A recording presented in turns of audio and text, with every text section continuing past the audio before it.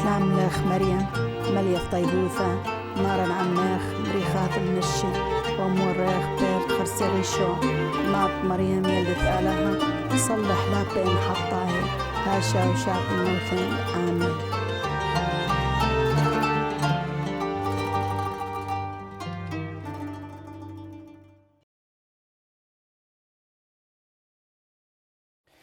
Pues me llamo Juan Manuel Uceta, sacerdote de la diócesis de Toledo y actualmente en una parroquia, Santa María de Enquerencia, que es donde estamos ahora, y tengo además como labor el secretariado de Relaciones Interconfesionales, que engloba el diálogo interreligioso y el diálogo ecuménico, aquí en la diócesis de Toledo. Y aparte, bueno, pues clases en el seminario relativo todo pues a las religiones, filosofía de la religión, teología de la religión, historia de las religiones. Bueno, pues esto es mi labor actualmente.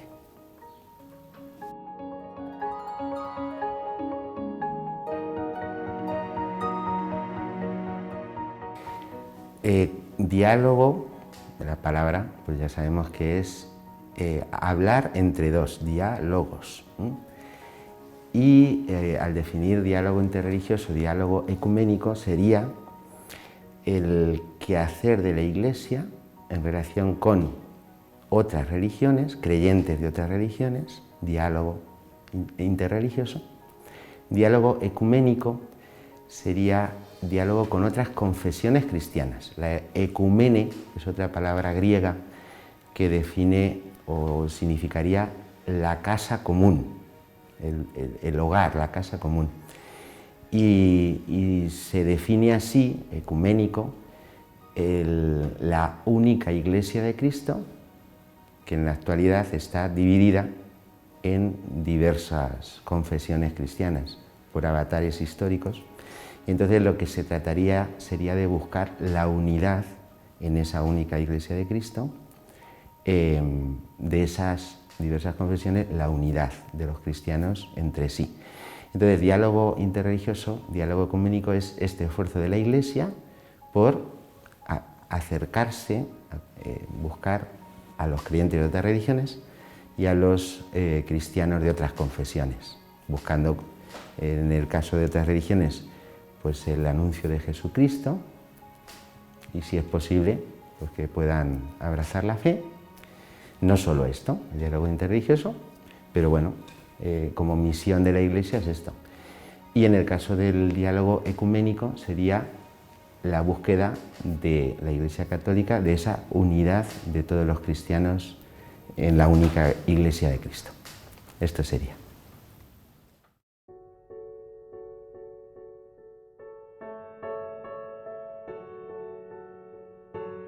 La afirmación de que en la Iglesia está la verdad es una enseñanza mantenida en diversos momentos del magisterio, no solo antiguo, sino incluso contemporáneo. Por ejemplo, en el Concilio Vaticano II se afirma que la religión verdadera subsiste en la Iglesia católica. El propio Pablo VI, por ejemplo, en textos que tiene Evangelii Nuntiandi, relacionado o relativo a otras religiones, dice que la Iglesia no puede compartir lo que diríamos nosotros el relativismo. La palabra que usa es el indiferentismo, no es indiferente una cosa que la otra, ¿no? Porque cuando uno ve diversas religiones o incluso diversas confesiones, pudiera uno plantearse la postura o la actitud de decir, bueno, al final, si Dios es el mismo y todos tenemos fe en Dios, pues qué más da, ¿no? Esto, como digo, es el indiferentismo, que igual también en diversos textos del magisterio está respondido. Y Pablo VI, como indicaba, dice que no podemos nosotros estar en esa actitud indiferentista, que sería relativista, como si la religión verdadera o no existiera o no estuviera en la Iglesia Católica Apostólica Romana. No podemos hacer así. Dice, más incluso, como deber de caridad o con lealtad hacia los demás, debemos mantener esta esta afirmación. Ahora, eso quiere decir que fuera de la Iglesia no hay nada verdadero, ni nada bueno. Y ahí es donde también el magisterio de la Iglesia está respondiendo con lo que se conoce por los semina verbi, una expresión que se toma en el magisterio actual de los padres, los santos padres apologetas. San Justino usa esto. San Justino, cuando está desarrollando su labor apostólica, su tarea evangelizadora, pues se da cuenta que en el mundo griego, en el pensamiento griego, hay cosas pues, muy valiosas, por ejemplo el pensamiento de Aristóteles, de Platón, y se pregunta cómo es posible que estos dos autores, Platón y Aristóteles, habiendo sido paganos, hayan dicho cosas tan auténticas y tan verdaderas. Y entonces él responde, ¿no?, que el Espíritu Santo actúa más allá de los límites visibles de la Iglesia. Se entiende límites visibles de la Iglesia, los bautizados. Entonces, en los que no están bautizados, Dios actúa y haciendo esto, ¿no?, sembrando semillas del verbo, que es la expresión semina verbi. Y entonces, más allá de los límites visibles de la Iglesia, se reconoce esa acción de Dios. Decía Santo Tomás también, Santo Tomás de Aquino, que allí donde hay verdad, viene del Espíritu Santo. La diga quien la diga. Esta era la expresión de Santo Tomás. Con este planteamiento, pues Santo Tomás ya sabemos, recurre a este autor, al otro, a este pensamiento además, y saca de ello lo que de válido y de verdadero puede haber para hacer pues, una filosofía cristiana, como él construye, que sirva de sustento a la revelación, o sea, hacer la teología con lo verdadero y válido del pensamiento humano verdadero allí donde esté, ¿no?, como acción del Espíritu Santo. Bien, entonces, con esta expresión semina verbi, que tiene ese origen, San Justino, que Santo Tomás pues, indica así como hemos explicado ahora, ese horizonte de pensamiento es tomado en el Concilio Vaticano II para referirse a lo que hay de bueno, de verdadero, etcétera, más allá de la Iglesia, de los límites visibles de la Iglesia. Y explica más el magisterio, dice, bueno, todo eso que está ahí, que hay que discernir, hay que reconocer, ¿para qué lo hace el Espíritu Santo? Yo digo así a manera de broma, como un entretenimiento. No, pues tiene una finalidad que es preparar al Evangelio.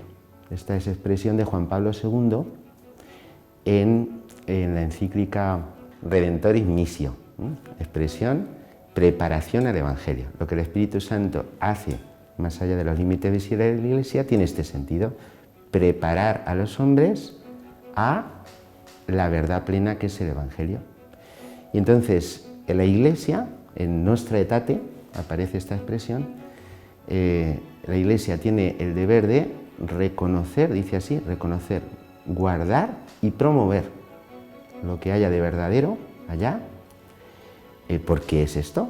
Viene del Espíritu Santo y es remar a favor de corriente de lo que Dios quiere hacer en ese horizonte para llevar a los hombres a Cristo.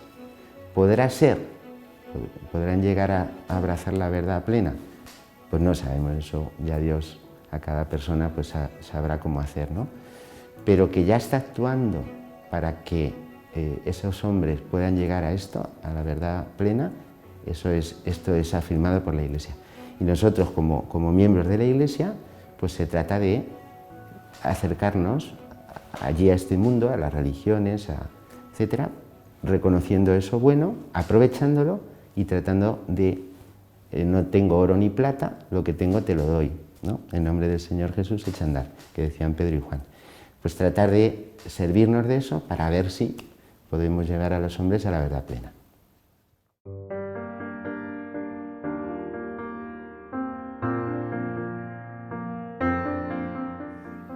Al hablar de Dios, la paz, la justicia, etcétera, pues habría que aplicar lo que comentábamos hace un momento, que la verdad plena incluso de cada uno de esos conceptos, pues está en la Iglesia Católica en el sentido de como depositaria de la revelación. Pero no quiere decir que cuando, por ejemplo, pues un musulmán se refiere a Alá y con ello pues se dirige a la divinidad, que esté totalmente equivocado. El rostro de Dios que dibuja el Corán o que se contiene en la fe islámica es el rostro verdadero, plenamente. No, pues, tiene muchísimos detalles que nosotros, yo hay ocasiones que dialogando con personas, ¿no? Cuando dicen, no, si al final pues Dios es el mismo y rezamos todos a Dios y bueno, pues yo le digo, bueno, es que no es lo mismo, porque el Dios que aparece en el Corán pues tiene un rostro determinado que cuando uno conoce el Corán pues no reconoce en él al Padre de nuestro Señor Jesucristo, precisamente, ¿no? Y entonces decir que es el mismo, yo lo digo así un poco a manera de humor, ¿no? Digo, una de tres, o no te has leído el Corán, o no te has leído la Biblia, o ninguno de los dos. Pero bien, se percibe esto con facilidad, que no estamos hablando exactamente de lo mismo, pero en el fondo pues hay una percepción verdadera de la divinidad. Pues como esto, como el concepto o la realidad de Dios, pues diríamos lo mismo de la paz, de la misericordia, de la justicia, etc. Y en los textos del Magisterio, desde este marco, pues sí que se indica, por ejemplo, en nuestra Aetate que citábamos ya antes, se dice que lo que se trata, uno de los objetivos del diálogo interreligioso, decíamos antes que es, pues sí, una finalidad es llevar a Cristo, no solo eso, puede haber también un acercamiento y puesta en común de aspectos que nosotros concebimos de la misma manera. Por ejemplo, en el diálogo con los musulmanes, al que me refería también hace un momento, pues el aspecto de la vida como algo sagrado, algo que pertenece a Dios. Y por tanto no se puede, por ejemplo, cometer aborto. Bueno, pues si la enseñanza de la Iglesia Católica, que la sabemos, es que la vida es sagrada desde el momento de su concepción hasta su muerte natural, y los musulmanes en esto, y además por una razón parecida, que pertenece a Dios la vida, y nosotros no somos quien para atentar contra ella. Pues si 1000 y pico millones de católicos y otros 1000 y pico millones de musulmanes en esto acercamos postura y vamos a una, pues ya es 1/3 de la población mundial. Entonces interesa mucho, ¿no? Bueno, pues entonces como uno de los objetivos, decía ahora, del diálogo interreligioso está esto, acercarnos, dialogar, entender qué concibe cada cual por paz, por justicia, por respeto a la vida, etc. Y en la medida de lo posible acercar esas posturas e caminar en común en este sentido.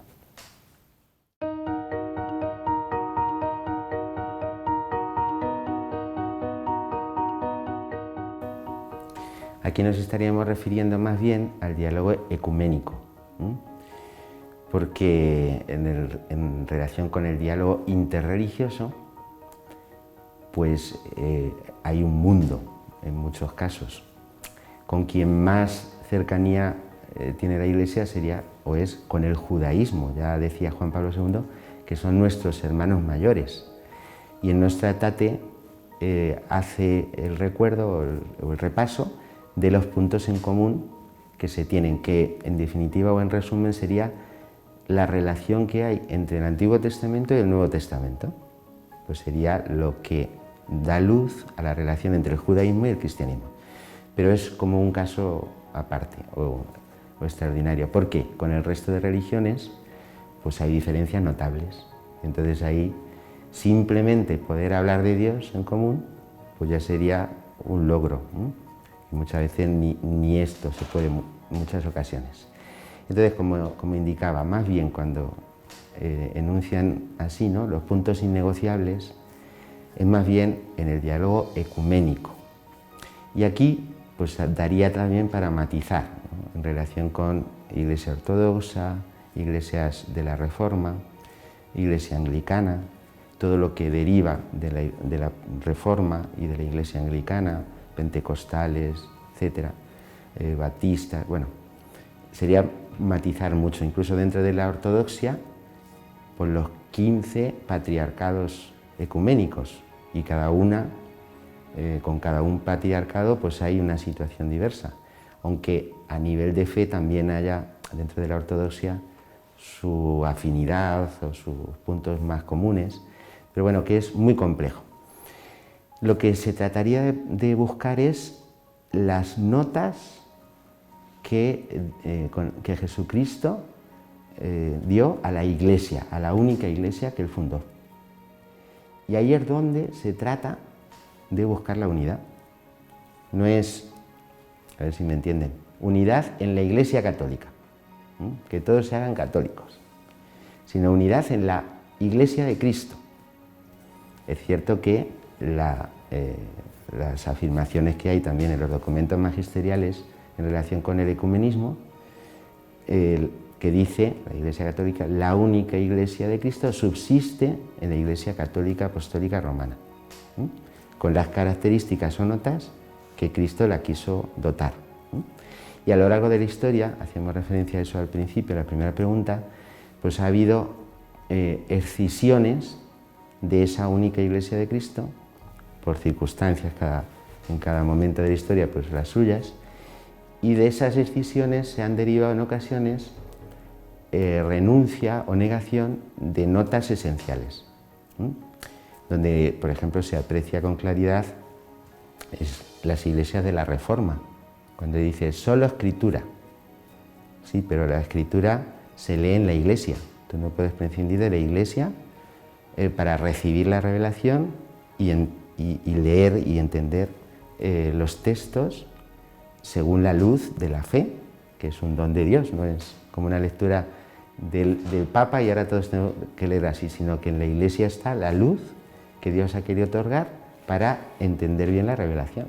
Entonces no se puede prescindir de la Iglesia desconectándola de la revelación, por ejemplo, ¿no? Por ejemplo, el sacramento de la Eucaristía. En las iglesias de la Reforma no se afirma la presencia real de Cristo en la Eucaristía, sino una presencia más bien simbólica mientras dura la celebración de la cena, no hay una presencia permanente. O sea, hay una serie de detalles. La figura de la Virgen María como colaboradora con la gracia. Si la afirmación de Lutero es que la naturaleza está corrompida, yo no puedo colaborar con la gracia, tiene que ser que Dios me haga santo, me justifique.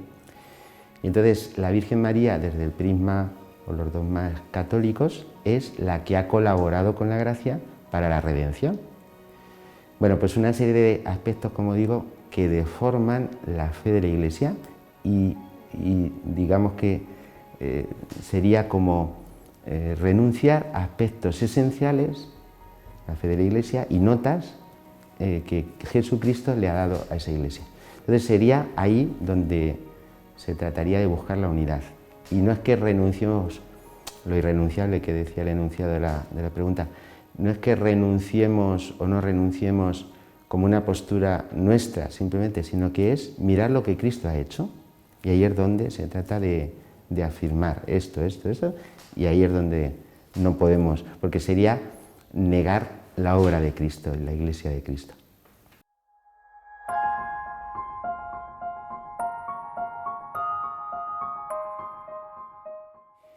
Al hablar de, bueno, aquí pudiéramos también aplicar el diálogo interreligioso, ¿no? Y el diálogo ecuménico. Tiene sus matices, es lo que voy a indicar, pero al hablar de diálogo no es una moda, ni es un capricho, porque hoy en día pues, se valora mucho esto, pues la interrelación, cuando se habla de la interculturalidad, son conceptos que los tenemos todos los días a nuestro alrededor, parecería como que lo que toca hoy es estar en estas disposiciones así. Bueno, en los textos del Magisterio se dice que la Iglesia dialoga por una razón teológica. ¿En qué sentido? Que Dios dialoga. Es diálogo, por ejemplo, hacia adentro de la Trinidad. Padre, Hijo, Espíritu Santo, un diálogo de amor. Es diálogo hacia la realidad creada, la creación, desde su origen y luego su mantenimiento, sostenimiento. Es un diálogo de Dios con las cosas creadas. La redención es un diálogo también.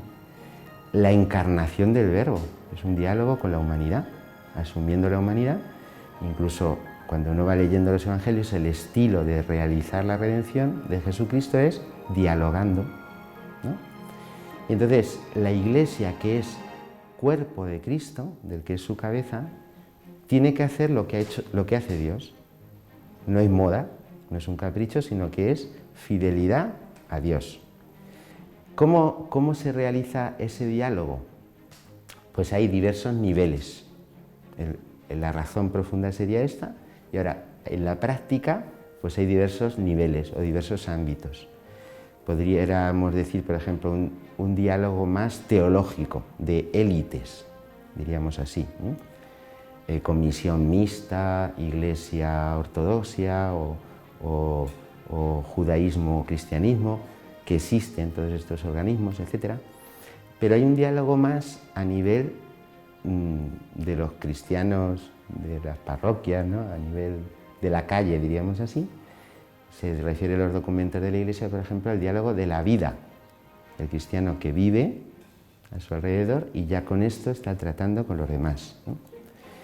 En este sentido, el Papa Francisco está insistiendo mucho en todos sus viajes, tanto a países de otras religiones, como Marruecos, a Emiratos Árabes o Egipto un poco antes, como los viajes que está haciendo a países de mayoría ortodoxa, Bulgaria hace poco, Rumanía también.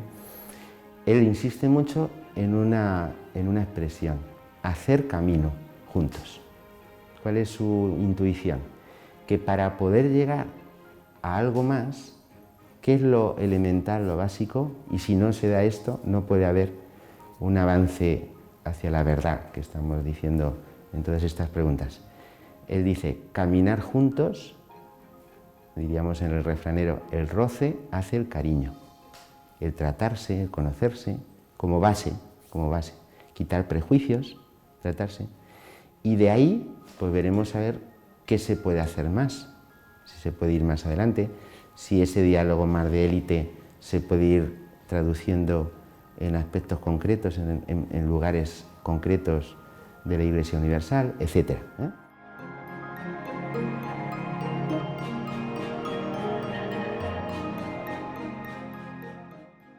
Es Dios el que dialoga y nosotros por fidelidad a Dios dialogamos. Hacemos un diálogo pues como es lo propio de Dios, amoroso, de corazón abierto, tratando de hacer el bien, de buscar el bien, todo esto, ¿no?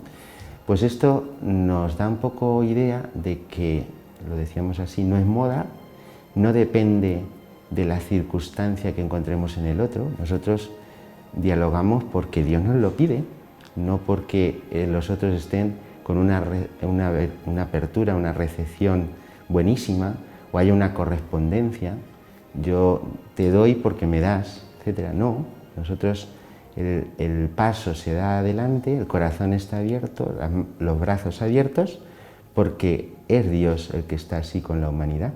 Y nosotros, cuerpo de Cristo, miembros de la Iglesia, cada uno en nuestro nivel, donde Dios nos ha puesto, nuestras familias, trabajos, parroquias, etc. O otro nivel más superior de élite, decíamos antes, ¿no? Teológico, pues cada uno es llevar este estilo de Dios a los demás, sean cristianos de otras confesiones, sean pertenecientes a otras religiones o gente que no crea en nada.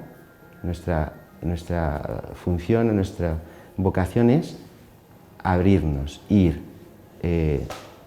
dialogar como hace Dios.